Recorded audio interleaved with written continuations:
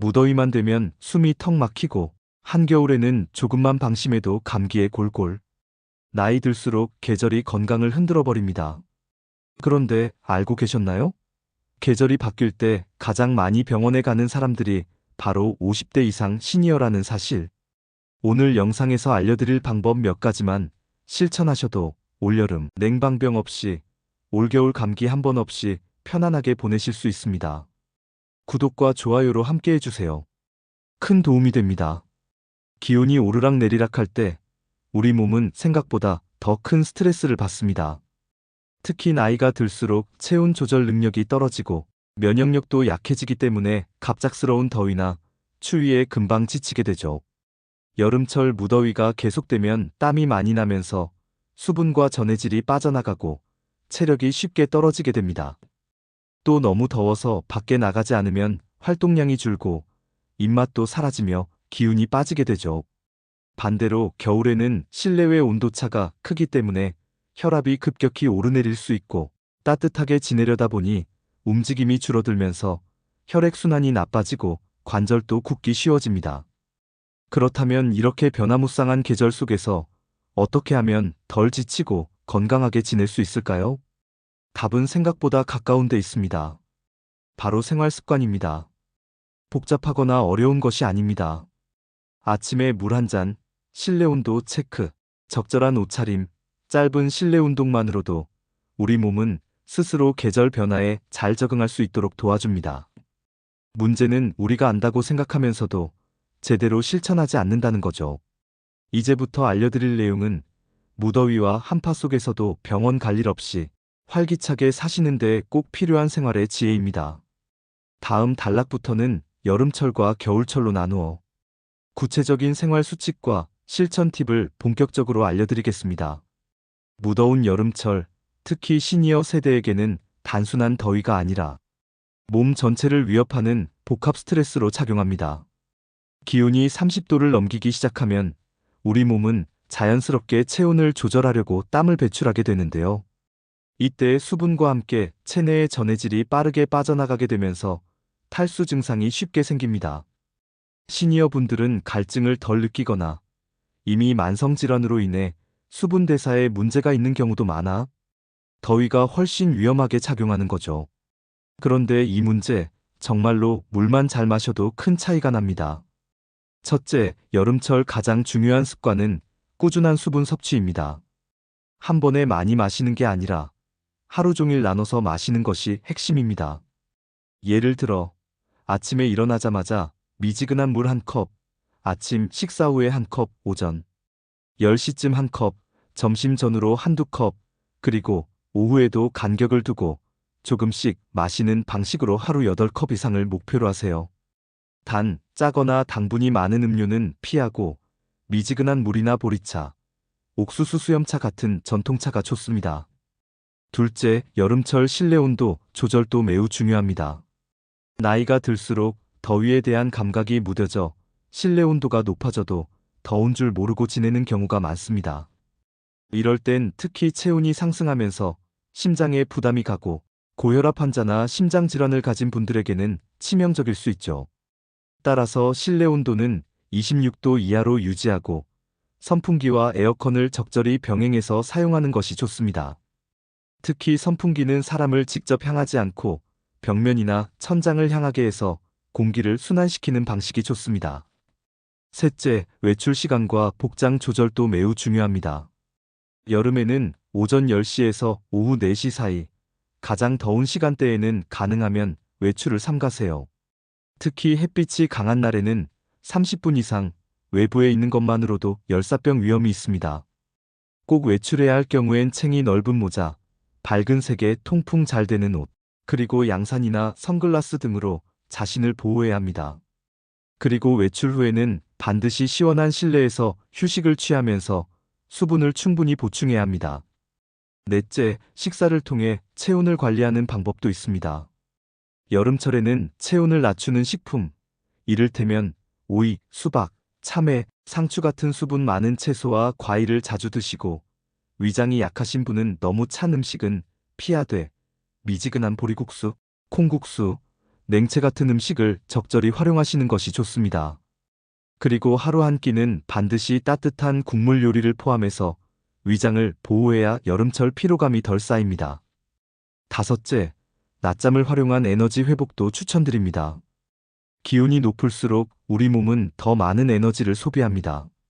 그런데 이 피로가 쌓이면 기력이 떨어지고 면역력도 약해지기 때문에 오후 한두 시경 짧게 20분 정도 눈을 붙이는 것도 좋은 방법입니다. 단, 너무 오래 자면 밤에 숙면을 방해하므로 짧게, 가볍게 쉬는 느낌으로 하시면 좋습니다. 여섯째, 여름철 활동량 유지입니다. 덥다고 해서 집에만 가만히 있으면 체력이 더 빨리 떨어지고 근육이 약해지면서 피로감도 심해지기 쉽습니다.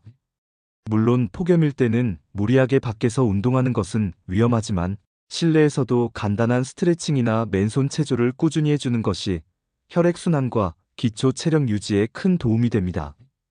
유튜브나 TV 프로그램에서 따라할 수 있는 시니어 전용 운동 콘텐츠도 많습니다. 하루 15분이라도 매일 같은 시간에 실천해 보세요. 일곱째, 여름철 숙면을 위한 환경 조성도 빠뜨릴 수 없습니다. 잠을 제대로 못 자면 면역력은 급격히 떨어지고 혈압도 불안정해지기 쉽습니다. 더운 여름엔 잘 자기 위해 몇 가지 습관을 들이는 것이 필요합니다. 첫 번째, 수면 2시간 전에는 찬 음식과 카페인 음료를 피하세요. 두 번째, 잠자기 직전에는 너무 시원한 샤워보다는 미지근한 물로 샤워하거나 족욕을 해서 체온을 살짝 낮추는 게 좋습니다. 세 번째, 밤에는 방의 온도를 25도 정도로 맞추고 선풍기를 약하게 틀어 공기를 순환시키면 좋습니다. 여덟째, 의외로 중요한 여름철 위생 관리입니다. 날씨가 덥고 습해지면 피부에 땀과 피지, 먼지가 쌓이면서 각종 피부 질환이 발생할 수 있고 음식물도 쉽게 상하기 때문에 식중독 위험도 높아집니다. 외출 후 손발 씻기, 속옷과 잠옷 자주 갈아입기, 냉장고 음식의 유통기한 점검하기, 고기나 생선은 충분히 익혀 먹기 등 사소해 보이지만 아주 중요한 예방 수칙입니다. 이처럼 여름철에는 조금만 주의를 기울여도 충분히 건강을 지킬 수 있습니다. 특히 혼자 사시는 분들이나 고혈압, 당뇨, 심장질환이 있는 시니어분들은 지금부터 소개한 이 8가지 습관만 잘 실천하셔도 여름을 훨씬 안전하고 건강하게 보내실 수 있습니다. 겨울이 오면 찬바람과 눈, 얼음이 만드는 풍경은 낭만적일 수 있지만 시니어에게는 이 낭만이 건강을 위협하는 요소가 되기 쉽습니다. 기온이 급격히 떨어지면 우리 몸은 체온을 유지하기 위해 혈관을 수축시키고 이로 인해 혈압이 상승하며 심장에 부담이 가중됩니다. 특히 고혈압, 협심증, 뇌졸중의 위험이 커지며 겨울철 응급실 내원율이 높아지는 가장 큰 이유가 되죠. 추운 날씨에 어떻게 생활하느냐가 곧 건강을 결정짓는 중요한 변수인 셈입니다. 겨울철 건강관리는 따뜻한 옷을 입는 것에서 시작되지만 그보다 더 중요한 것은 체온을 일정하게 유지하는 생활 습관입니다. 예를 들어 실내 온도를 21도에서 23도 사이로 유지하면서 습도를 4060% 사이로 조절하면 호흡기 건강에도 좋고 바이러스 전파를 줄이는 데도 효과적입니다. 난방기구를 사용할 때는 반드시 환기를 하루 2번 이상 해줘야 이산화탄소 농도가 높아지는 것을 방지할 수 있습니다. 또한 계단이나 현관암 낙상 사고도 겨울철에 특히 많이 발생합니다. 특히 아침 기온이 가장 낮은 시간대에 외출할 경우 얇은 얼음이 눈에 보이지 않게 얼어있는 블랙아이스 구간에서 미끄러지는 사고가 빈번하게 일어납니다. 낙상은 단순한 골절을 넘어 장기 입원이나 활동 저하, 우울증 등으로 이어질 수 있기 때문에 반드시 미끄럼 방지 밑창이 있는 신발을 신고 외출 전 현관 앞 바닥 상태를 꼼꼼히 확인하는 습관을 들여야 합니다. 의외로 많은 분들이 간과하는 것이 겨울철 활동량 부족입니다. 날씨가 추우면 자연스럽게 바깥 활동이 줄어들고 실내에서도 두꺼운 옷을 껴입고 가만히 있는 시간이 늘어나게 됩니다. 하지만 이럴수록 근육량이 감소하고 관절은 굳으며 기초대사량도 떨어지게 됩니다. 이를 방지하기 위해선 하루에 최소한 15분 이상 가벼운 실내 스트레칭이나 실내 걷기 운동을 추천드립니다. 방 안을 천천히 10분 걷는 것만으로도 혈액순환에 큰 도움이 됩니다. 특히 관절이 뻣뻣해지는 것을 방지하기 위해서는 아침에 일어나자마자 무릎과 어깨, 목을 가볍게 돌리는 습관을 들이시는 게 좋습니다. 겨울철에는 영양 관리도 중요한 요소입니다. 추운 날씨엔 따뜻한 음식을 찾게 되는데 이때 국물 요리나 자극적인 음식 위주로 식단이 편중되기 쉽습니다.